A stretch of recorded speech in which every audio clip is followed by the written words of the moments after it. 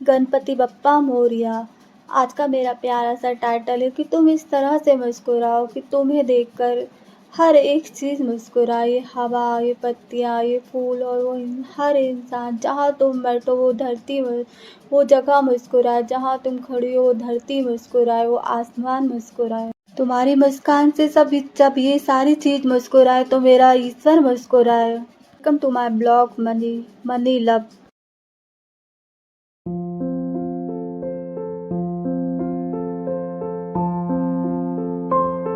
ईश्वर का बड़ा ही प्यारा सा संदेश।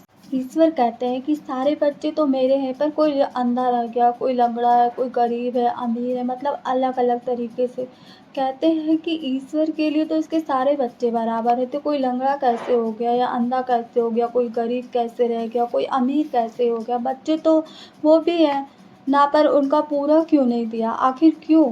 वो तो ईश्वर है, वो तो किसी के भी साथ नाइंसाफ़ी नहीं कर सकते, पर फिर भी ऐसा क्यों? आखिर ये भी तो सच ही है ना, ऐसा क्यों? ईश्वर का बड़ा ही प्यारा जवाब सुनिए।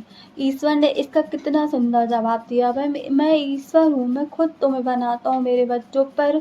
कोई गरीब, कोई अमीर, कोई अंधा, कोई लंगड़ा सिर्फ और सिर्फ अपने कर्मों के कारण रह जाता है। मैं उसके लिए सब कुछ कर सकता हूँ, पर कर्म एक ऐसी चीज़ है जिसे बोलते हैं काल, जिसमें मैं किसी को भी नहीं बचा सकता। अच्छे अच्छे कर्म करने के लिए मैं अनेक रास्ते खोलूँगा, तुमको चलने के लिए प्रेरित भी मैं ही करूँगा, पर तुमको तुम्हारे ज्ञान के बढ़ाकर अपने अपने अच्छे अच्छे कर्मों को प्रकाश दे। ईश्वर कहते हैं कि मैं तुम्हारे हर मार्गदर्शन को सही रास्ता देकर अच्छे अच्छे कर्मों की तरफ चलाता मैं हूँ, पर दौड़ना तुमको है मेरे बच्चे। फिर हम बच्चे इतनी आसानी से कहते हैं कि हे ईश्वर, आपने तो कहा है कि आपने हमें बनाया है, हम आपके लिए सर्वमूल्यवान हैं, आप हमेशा हैं हमारे साथ, हमारे पास रहते हैं, आप हमेशा अपने पास रखना चाहते हो हमको, और आप हमारे पास हमेशा रहना चाहते हैं, पर आपने हमारे लिए अच्छे अच्छे कर्म क्यों नहीं बनाए? आखिर क्यों ईश्वर? आपको इस संसार के मालिक, आप चाहे तो कुछ भी कर सकते हो, कुछ आपके हाथ में सब कुछ है, सब कुछ, पर फिर भी आपने हमारे लिए अच्छे कर्म क्यों नहीं बनाए? क्यों कोई गरीब रह गया, कोई अमीर, कोई लंगड़ा, कोई अंधा रह गया, क्यों? आखिर क्यों? ईश्वर कितने प्यार से अपने बच्चे को संदेश देते हैं कि मेरे बच्चे, सही तरीके से आंखें खोलो, सही तरीके से। तुम्हारे अच्छे अच्छे कर्म के लिए मैंने बहुत ही अच्छा मार्ग खोल कर रखा है। तुम अपनी दिव्य आँखों के प्रकाश के वो तेज करके देखो तो ज़रा, मैंने ये संसार सिर्फ़ तुम्हारे लिए इस संसार की संरचना की है। मुझे तुम्हारा हर पल ध्यान रहता है। एक ऐसा संसार जहाँ तुम बहुत अच्छे कर्म करो। अपने कर्मों से इस संसार को, मेरे इस जगत को प्रकाशवान कर दो। मैंने तुम्हारे लिए अनगिनत कर्म बनाए हैं, अनगिनत, जिनकी कोई भी गिनती ही नहीं है। और मैं ईश्वर, हाँ, हर समय वो अच्छे कर्म करने के लिए तुम्हें प्रेरित करता रहता हूँ। मैं तुम्हें हर एक क्षण प्रेरित करता रहता हूँ अच्छे कर्म करने के लिए। अब तुम सब आश्चर्य होगे कि ईश्वर मुझे ऐसे कौन से कर्म करने के लिए प्रेरित करता होगा। ईश्वर कितनी सरलता से कहता है कि जैसे ही मैं ये संसार में तुम्हें भेजता हूँ, जैसे ही मैं तुम्हें इस संसार में भेजता हूँ, तुरंत ही तुम मेरे कहने पर, जब तुम रोते रोते पहली बार मुस्कुराते हो ना, जब तुम रोते रोते पहली बार मुस्कुराते हो, तो वो तुम्हारा पहला कर्म है। वो तुम्हारा पहला कर्म है। जानते हो कैसे? तुम्हारी वो मुस्कान देखकर वो डॉक्टर जिसके हाथों में तुम हो, वो मुस्कुराती है, बहुत प्यार से मुस्कुराती है। उस डॉक्टर की खुशी होती है तुम्हारी मुस्कान देखकर, कि मुझे ये सौभाग्य प्राप्त हुआ है कि मैंने किसी जीव को, मैंने कितने प्यार से इस दुनिया में जन्म दिया है। मैंने कितनी बड़ी शिक्षा प्राप्त की, मेरे हाथों से कोई नया जीव इस दुनिया में जन्म ले रहा है, और वो इस दुनिया में आकर मुस्कुरा रहा है। फिर तुम्हारी माता पिता उस मुस्कान से कितने खुश होते हैं कि हम माता पिता बन गए हैं, हम माता पिता बन गए हैं। सभी रिश्तेदार, आने जाने वाले सभी तुमसे मिलकर खुश हो रहे हैं। वो तुम्हारा कर्म है। एक ऐसा कर्म जब शायद तुम कुछ भी नहीं कर सकते, कुछ भी नहीं कर सकते, उस अवस्था में तुम सबसे महान कर्म कर रहे हो।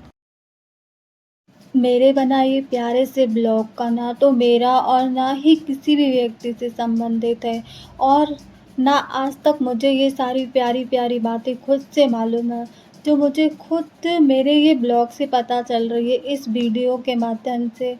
इस वीडियो से ईश्वर का प्यारा सा संदेश समझ कर सुने, क्योंकि ये संदेश किसी भी सदस्य से संबंधित नहीं है। मेरे दिमाग में ये प्यारी प्यारी बातें कैसे आई और कैसे मैं इतना बोल ले रही हूँ, ये तो शायद मुझे भी नहीं मालूम।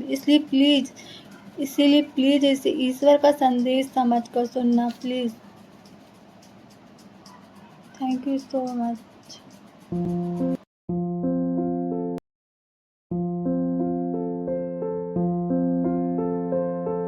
आज मुझे भी ये वीडियो बनाते समय पता चला कि ये कर्म ऐसे होते हैं, तो शायद मुझे भी आज ही पता चल रहा है कि मेरे प्यारे से ईश्वर के संदेश से, जो शायद मुझे भी आज तक नहीं मालूम था कि ये भी कर्म है। माँ खाना बना रही है, वो भी कर्म है।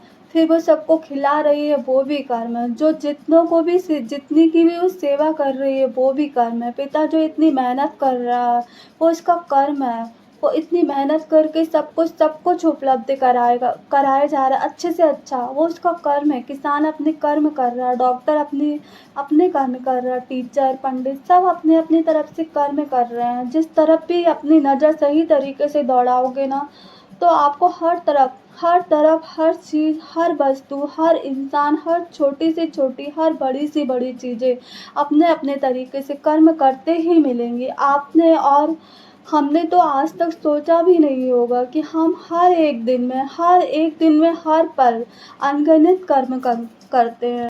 हम हर दिन, हर एक दिन, हर पल अनगिनत कर्म करते हैं, जिसकी व्याख्या सरलता से नहीं की जा सकती। ईश्वर कहता कि मनुष्य हर एक क्षण कर्म करता है अपने अपने हिसाब से। मेरे बनाए इस संसार में अनगिनत कर्म है, जो हर समय चलते रहते हैं। तुम्हें कर्म करने के लिए हर दिन, हर समय कहीं भी जाने की ज़रूरत नहीं है, क्योंकि कर्म एक ऐसी चीज़ है जो हर एक वस्तु, हर एक स्थान, हर एक इंसान में छुपी हुई है। बस तुमको अपनी आँखें खोलना, समझना है अच्छे से। कर्म कोई साधारण चीज़ नहीं है, बहुत महत्वपूर्ण चीज़ है। आपके कर्म ही आपको आसमान की बुलंदियों को छू लें, और या आपके अपने कर्मों से रोड की धूल बनकर रह जाएं। बस तुम अपने ज्ञान भरी आँखों को खोल कर देखो, और अपनी ज्ञान भरी आँखों को इतना उजाला दो कि जिससे तुम्हारा हर कर्म तुम्हें साफ साफ दिखता रहे, बहुत साफ साफ। तुम जिस जगह को साफ करके भी बैठते हो ना, तो बहुत इज्जत के साथ, वो भी तुम्हारा कर्म है कि तुमने उस गंदी जगह को साफ सुथरा किया। जब हम झाड़ू पोछा करते हैं या कपड़े बर्तन धोते हैं ना, तो वो भी हमारा कर्म है। कैसे? वो तो हमारा काम है। ईश्वर कहता कि नहीं, तुम वहाँ भी अपना एक अच्छा कर्म कर रहे हो, उस चीज़ को, उस जगह को साफ सुथरा कर रहे हो। बर्तन, कपड़े, या वो घर का स्थान, या हमारा आंगन, जो भी हो, अच्छा साफ सुथरा होने के बाद चमक रहा है, खुश हो रहा है हमसे, और वो हमसे खुश हो रहा है। उसे देखकर हमारा ईश्वर खुश हो रहा है, मतलब हमने बहुत अच्छा कर्म किया। हमारे काम से वो हर चीज़ खुश हो रही है, हमारा ईश्वर खुश हो रहा है, हम खुश हो रहे हैं, मतलब हमने वहाँ पर बहुत अच्छा कर्म किया है। जैसे हम अपनी ज़िंदगी में अनेक लोगों के लिए बहुत कुछ करते हैं, जैसे कभी बेटी, बीवी, माँ, दादी, नानी, अच्छा इंसान बनकर जो निरंतर कर्म करते हैं, वो हमारे कर्म है। ईश्वर बोलता कि तुम्हारी मुस्कुराहट में भी तुम्हारा कर्म है। जो तुम पहले खुद मुस्कुरा रहे हो, फिर तुम्हें देखकर कोई और मुस्कुरा रहा है, वो भी तुम्हारा बहुत ही प्यारा कर्म है। जिस जगह भी तुम मुस्कुराओगे और तुम्हें देखकर जो भी मुस्कुराएगा, और तुमको और उन सबको देखकर मैं भी मुस्कुराऊंगा। तुम्हारे कर्म से फटाफट वृद्धि होगी, तुम्हारे कर्मों में फटाफट वृद्धि होगी। तुम्हारे किए हुए कर्म से जो भी जगह, स्थान, हवा, पेड़ पौधे, तुम्हारे अपने इस दुनिया के लोग मुस्कुराएंगे। वो सब तुम्हारे नेक कर्म है। बस तुम अपनी आँखों को सही तरह से घुमाओ। तुम निरंतर कर्म करते रहो और दुनिया का हर मनुष्य दिन भर कर्म ही करता है। जब आप इस दुनिया को अपनी नज़र उठाकर देखते हो ना, वो भी आपका कर्म ही है। कैसे? कि आपकी नज़र उस चीज़ को किस नज़र से देख रही है। नज़र 2 प्रकार की होती है, अच्छी या बुरी। यदि आप अच्छी नज़र से देख रहे हो तो वो आपका अच्छा कर्म है, और आपने उसे बुरे तरीके से देखा तो आपका कर्म बुरा है। जैसे कहते हैं ना कि इस दुनिया को अच्छे से जीने के लिए ढेर सारी किताबें कॉपियाँ पढ़नी पड़ती है, जिससे हम अच्छे से अच्छा वर्क कर सकें, जिससे हम हमारी सारी ख्वाहिशें पूरी कर सकें। उसी तरह हमारी ज़िंदगी में आने वाले हर एक दुख पीड़ा चिंतन को दूर करने के लिए एक अच्छी ज़िंदगी जीने के लिए, और जो भी हमें मिला है उसका भरपूर लाभ उठाने के लिए हमें अच्छे कर्मों की ज़रूरत होती है। इन सभी को पाने के लिए ईश्वर हमें निरंतर कर्म कराता रहता है हर समय। सिर्फ दान करने या सिर्फ मेरी पूजा करने बस से तुम्हारे कर्म पूरे नहीं होंगे, क्योंकि तुम्हारे कर्म अच्छे होंगे तभी मैं तुम्हारा साथ दूंगा। तुमको इस दुनिया में जीने के लिए और अपने आने वाला कल सुधारने के लिए कर्मों की ज़रूरत पड़ती है। इसीलिए मैंने 24 घंटे कर्म बनाए, जिससे कि तुम अपने अनगिनत कर्म करते रहो। अब बात ये है कि आ गई है कि हम तो अनगिनत कर्म करते रहते हैं, ईश्वर कहते हैं, पर फिर भी कोई सुखी है, कोई दुखी है, कोई गरीब है, कोई अमीर है। बहुत प्रकार के अलग अलग दुख सुख दुनिया में हर किसी के पास है। क्यों? ईश्वर कहता है कि कर्म करते आप बिल्कुल नहीं सोचते कि आप जिस कार्य को जिस तरीके से कर रहे हो वो सही है या गलत। बुरे कर्म सिर्फ चोरी, मर्डर और भी भ्रष्टाचार भी बड़ी चीज़ें बस नहीं है। बहुत छोटी चीज़ों में भी हमारा कर्म छुपा हुआ है, बस तुम्हें उसे समझना है। बहुत ही छोटी बातों में, छोटी बड़ी बातों में, जैसे मान लीजिए आपके कारण जिस जगह स्थान प्राणी को नुकसान हो रहा वो हमारे बुरे कर्म है। कहते हैं ना कि आप ज़िंदगी भर अच्छा करते रहें, पर आपने यदि एक बुरा काम कर दिया तो सब अच्छे किए में पानी फिर गया। इसलिए कहते हैं कि आपके हज़ार कर्मों पर बुरे कर्म भारी पड़ गए। आपके अच्छे बुरे कर्म ही आपके निरंतर ज़िंदगी जीने की सहायक होते हैं। हर एक कर्म करते हुए इस चीज़ पर ज़रूर विचार करें कि इससे किसी को हानि तो नहीं होगी। हर एक बात को बोलते समय भी ये सोचो कि मेरी इस बात से किसी को नुकसान तो नहीं होगा ना। एक बात सोच समझ कर बोलो, और करना तो बहुत एक बात सोच समझ के बोलना और करना तो बहुत कठिन है। क्योंकि ये तो हमें निरंतर करना है। फिर भी अपने हर एक काम एक बात पर ज़रूर ध्यान रखें कि कहीं कुछ नुकसान तो नहीं हो रहा है ना। आपकी अब बोली हुई बात से या किए काम से आप खुद उदास तो नहीं है ना। तो अगर आप उदास है तो समझ लो वो सही नहीं है, क्योंकि आप तो खुद उदास हो उस काम को करने के बाद। हर एक बात, हर एक कार्य बहुत सोच समझ कर अपने ज्ञान के हिसाब से ही बोलो या करो, और समझो कि यदि तुम सच में उस काम को करके सही तरीके से खुश हो तो समझ लो वो काम या बात सही है। क्योंकि हमारे द्वारा किया गया एक काम या बात किसी की भी पूरी दुनिया बदल सकती है। या तो उसकी पूरी ज़िंदगी उसकी बन भी सकती है और पूरी ज़िंदगी उसकी बिगड़ भी सकती है। एक सही फैसला बहुत कुछ अच्छा कर सकता है, और एक गलत फैसला सब कुछ खराब कर सकता है। सब कुछ हमारे एक गलत फैसले में सिर्फ एक बहुत कुछ बदल जाता। बहुत कुछ बोलते हैं ना, मात्र एक चिंगारी से सब कुछ नष्ट हो जाता। मात्र एक चिंगारी से हमारी ज़िंदगी भर की मेहनत मिट्टी में मिला देती है। हमारी ज़िंदगी भर की मेहनत मिट्टी में मिल जाती है, और हम हमारे गलत फैसलों में कई लोगों को भी मिला लेते हैं। कई लोग हमारे हाँ में हाँ मिला रहे हैं, बल्कि हम सब जानते हैं कि ये गलत, पर फिर भी क्योंकि बात हमारे लिए सही है। पर आप और हम ये बिल्कुल भी नहीं जानते कि ये भी हमारे द्वारा किया गया बहुत बुरा कर्म है। इतना ज़्यादा बुरा कि हम तो बुरा कर ही रहे हैं। हम तो बुरा कर ही रहे हैं, पर हम और भी लोगों से ये कर्म करा रहे हैं। जितने ज़्यादा लोग हमारी इस गलती में साथ देंगे, हम उतने ही ज़्यादा बुरे कर्मों में फँसते जा रहे हैं, और हम तो कर ही रहे हैं, पर हम सबसे भी वही करा रहे हैं। ईश्वर कहता है कि हमारे द्वारा किए गए किसी भी कार्य से यदि किसी